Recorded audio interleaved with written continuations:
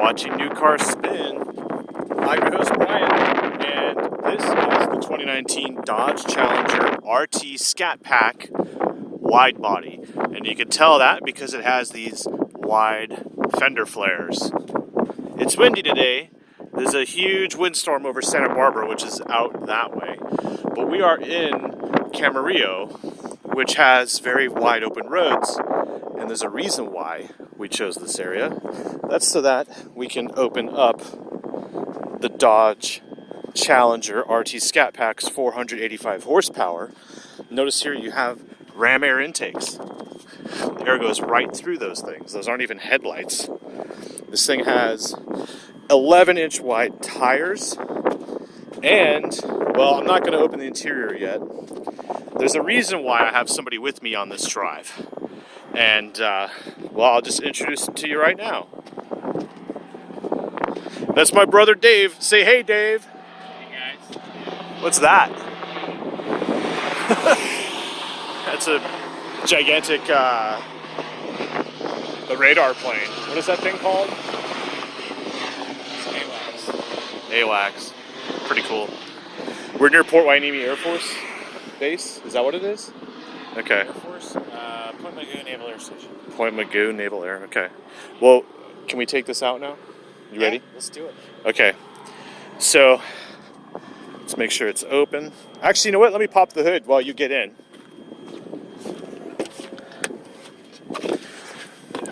It's right over here. I'll show you this beast.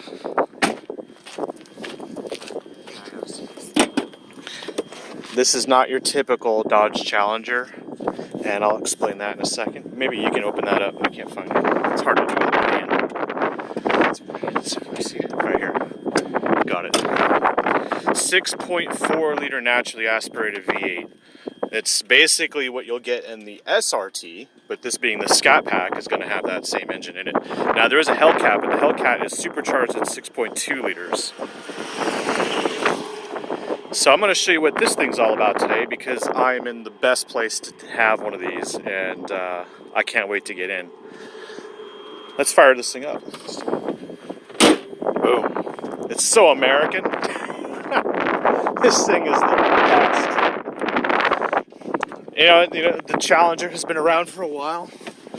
It got its roots in the 70s, and you can see that by the spring-loaded door bumps right there, the door stops. Very old school, but they're using it in a modern car. But enough of that. Here is the reason why my brother is coming along on this drive. Let me put my seatbelt on. You will notice this down here, which is a manual transmission. That's right, 6.4 liter V8 with a manual transmission. Oh yeah. What we're going to do is we're going to make a U-turn and hit one of the farm roads and then try 0 to 60. You think we can do that? Sure, I think we can do that. So, I think this thing is more than capable of doing that.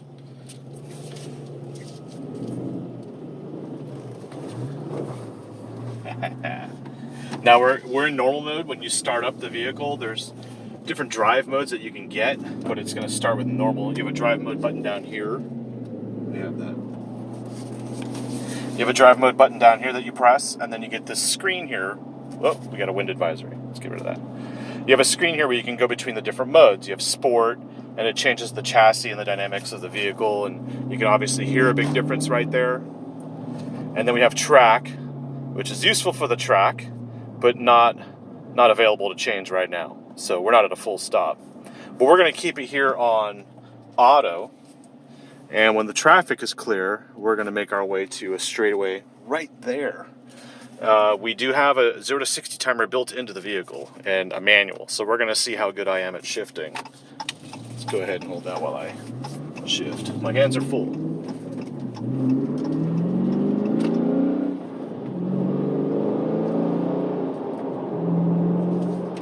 Okay, we'll do it right about here. So see if you can hold the camera enough so that we can kind of get enough of everything, all the action, and yeah, think we'll do it right now.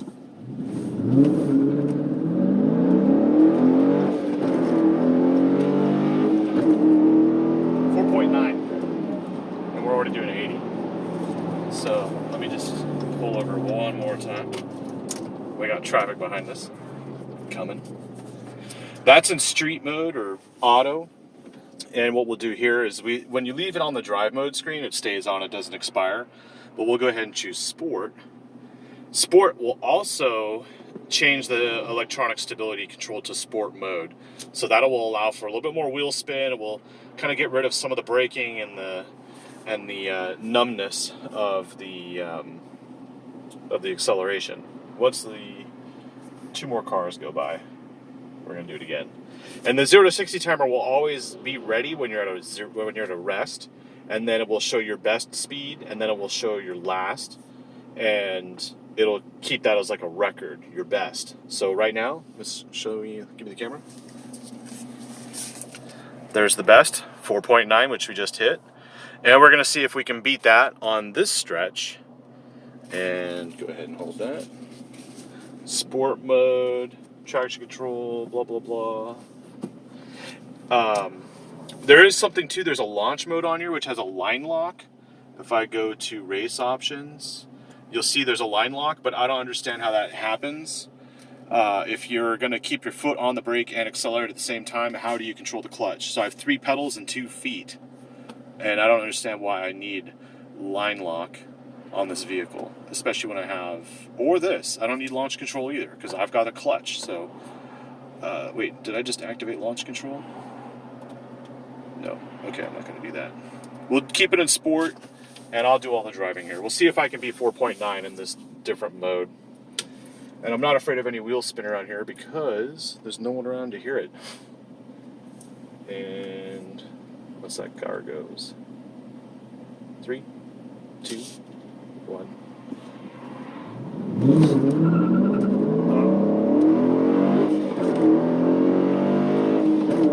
4.7 with all that wheel spin, which isn't bad. We'll try it one more time. One more time. And this time I'll try and reduce all that wheel spin. I'll just do sort of like a better toe in and feather that clutch out a little bit better. Ready?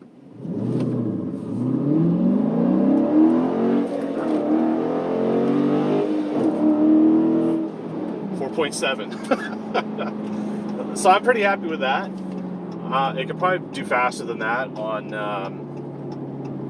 with better drivers than me. And I wouldn't disagree if someone said they could do better than that. But still, it was a lot of fun and pretty easy to do. If I can do that, you can do that. What was I going to mention?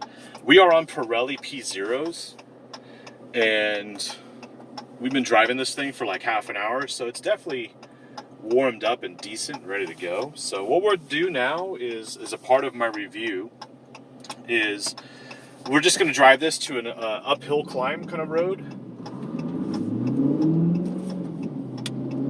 We'll do a chill drive here so you understand what the Challenger manual is all about.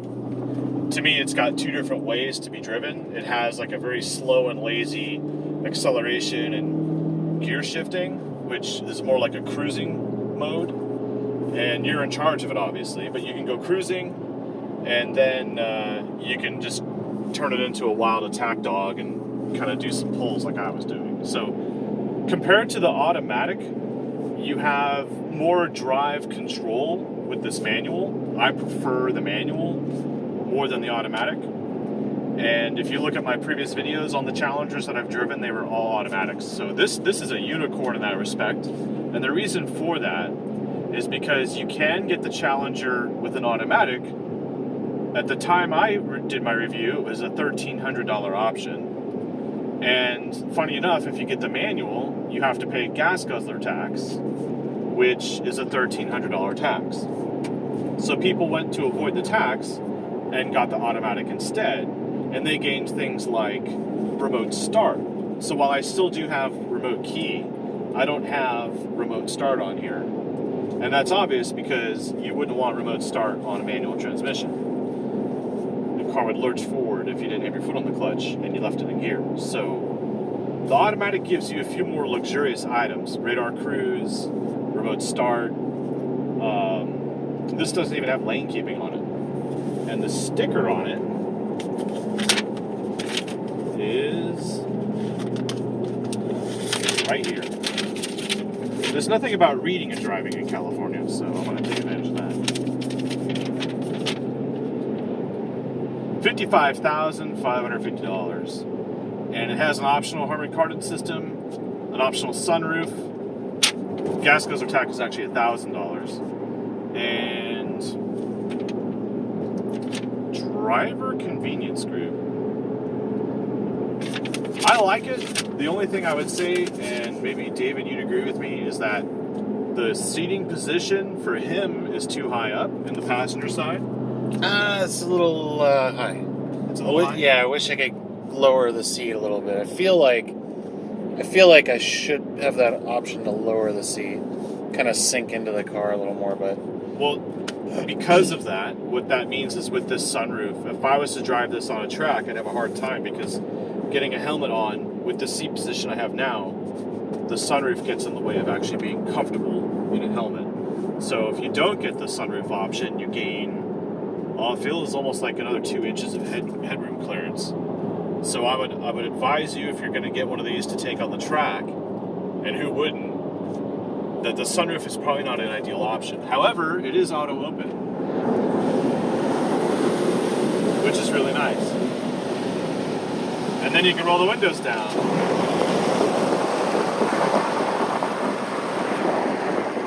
And that allows you to hear the vehicle a little bit more when you're doing things like getting on the freeway. So as long as you hold the camera away from the wind, we should be good here.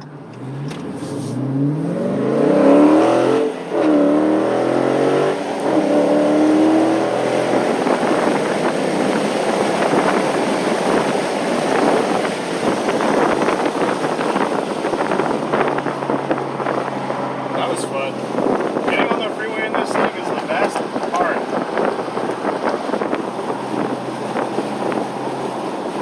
Let me roll those windows up.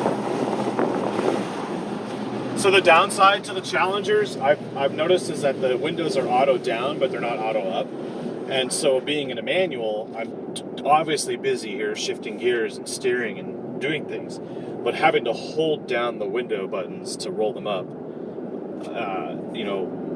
I don't do it often while I'm driving. So what I've been doing is driving with everything down and open, and then when I park, I'm lifting the windows up. But I'm sitting here, holding on to the window switches, waiting for the windows to roll up.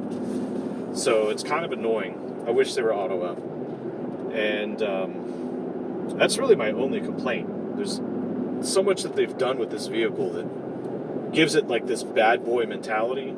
And you get into it and you feel like very sophisticated. You're getting a lot of attention in this Gomango Color, which is new for this year. And what do you think of this color? it's a nice color. It's a very flashy color. It's perfect for the car. Yeah, in California though, it reminds me a little bit of Caltrans orange. So I feel like That's a bit rough. I could kind of blend in on a road construction site, and maybe I'm the boss or something. I don't know. Maybe it's perfect supervisor's car. Supervisor, yeah. Yeah. So it is kind of cool that way. And what we're going to do is take this chill drive up PCH around Point Magoo here. As long as I don't get hit by this guy in the truck. And you'll see here, like, this is a famous spot for a lot of car commercials. The permit here is like thousands of dollars because they have to shut down PCH. But we're heading the opposite direction too, so you're not going to really understand what I'm going to show you. But we're heading along the Pacific coast in Southern California, and probably what is the best muscle car you can take on a drive like this.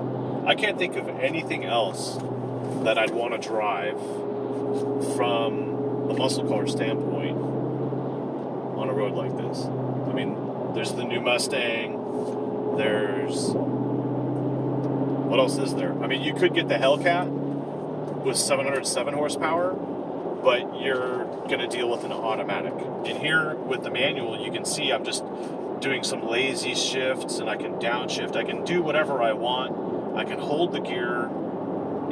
It just gives me so much more control, and I'm sort of natively or intuitively doing it. There's some test cars from BMW going by. But I'm basically at the point here where the car is doing exactly what I tell it to do. Everything about this muscle car is under my full control. There's nothing automatic about it. There are no paddles to shift gears. There is a backup camera. I do have that, and I do have radar sensors in the back. And it has more of like a modern flair to an old school car. So if you're looking for that muscle car experience, this is the one. The manual is the one. And what you get is a car where we can have a conversation inside at any speed. We can have a vehicle where we have the latest crash safety standards. And for some people, like an old 60s or 70s classic car may not be as strong as the modern vehicles. So there's a real reason there, especially on roads like this, where there's just a painted line to separate you from oncoming traffic. It's an ideal situation where you want to get into a modern muscle car, and this is one of those reasons. But what we'll do is we'll just cruise up to the hill climb area. We're pretty close to it.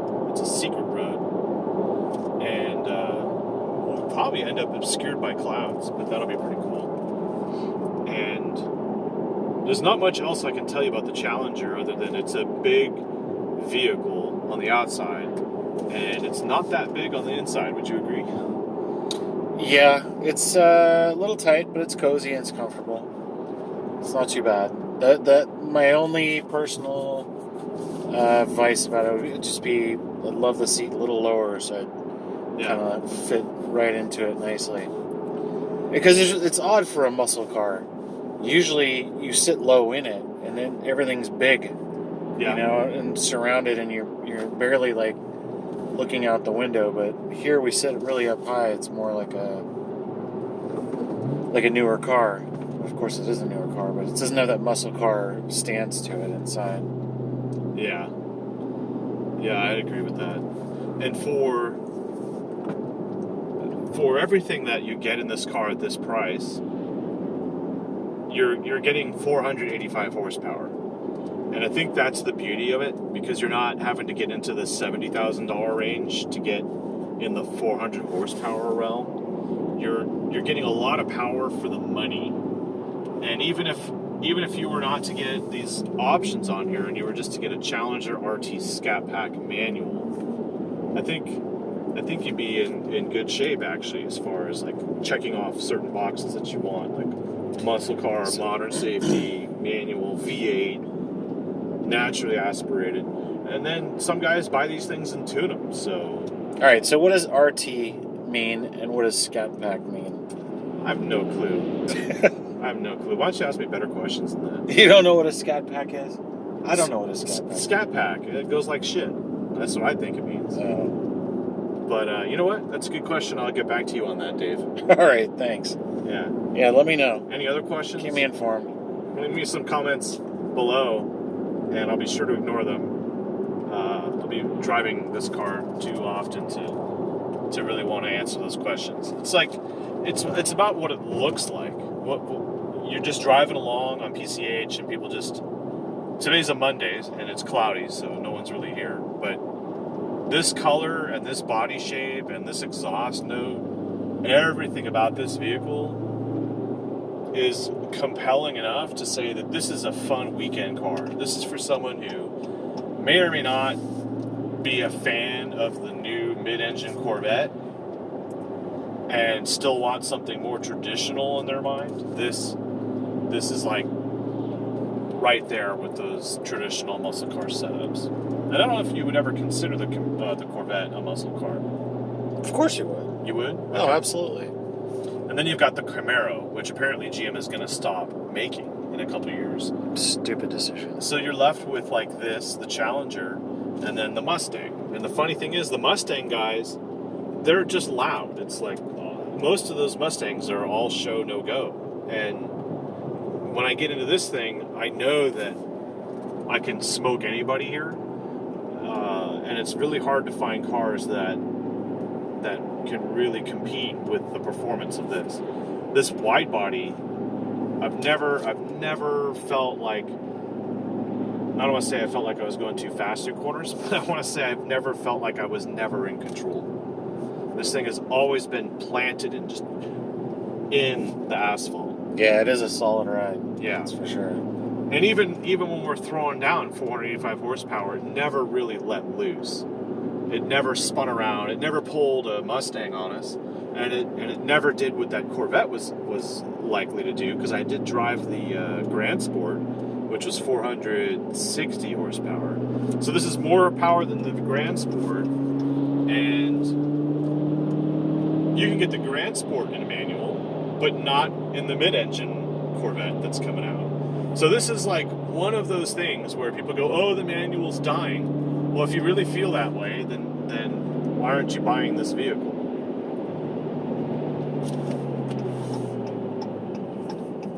Okay, secret road number 1. Okay. We're gonna roll down the windows here.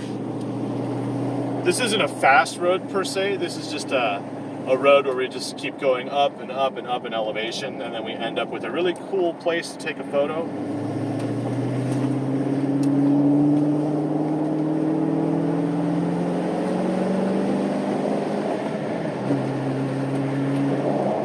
And we're in auto mode, so everything's in street. If I change it to sport, we have tighter steering. The adaptive suspension is now in stiffer mode.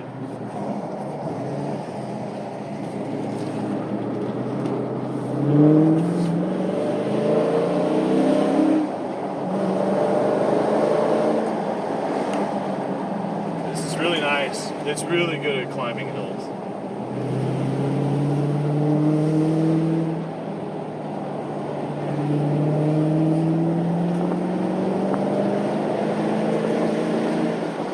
And it's a challenging road too because it's got some undulations in the pavement.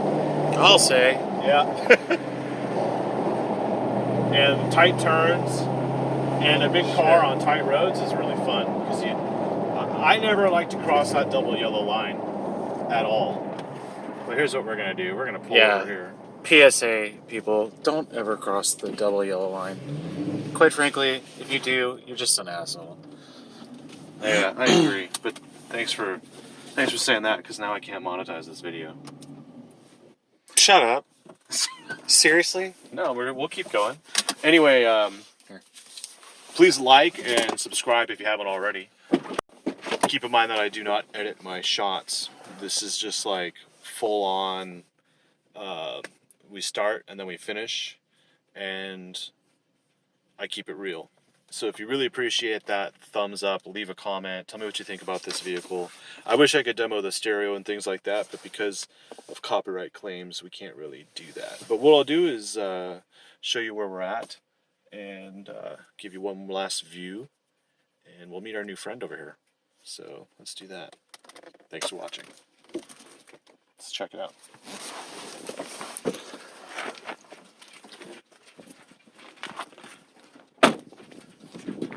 You go hike?